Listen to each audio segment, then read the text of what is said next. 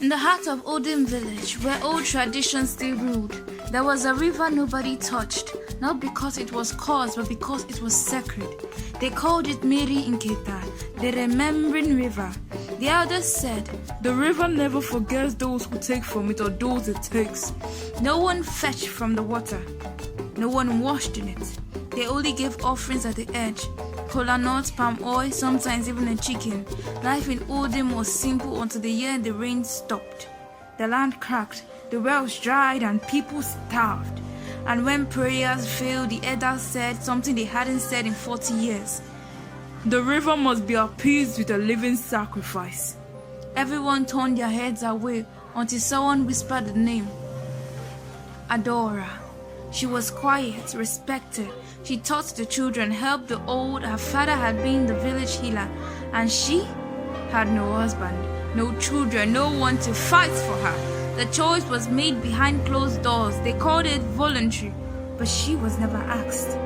That night she sat in her compound, watching the dry rain carrying dust. They said the river would bring back the rain, but no one told her what the river would take from her. She didn't run. She rather walked to the river barefoot. She wore her white wrapper and carried a calabash of palm wine, the final gift. Only 2 elders followed her.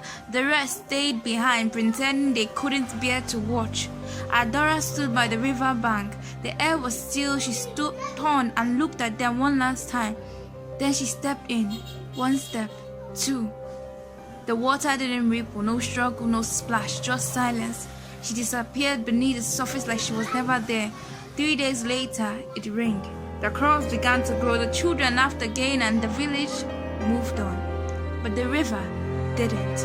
Now some nights, especially after heavy rain, they say they see her, a woman in white, standing knee-deep in water, her face calm, her eyes wide, watching. They say she never speaks, but if you look long enough, you will feel her asking one question. Why didn't they fight for me?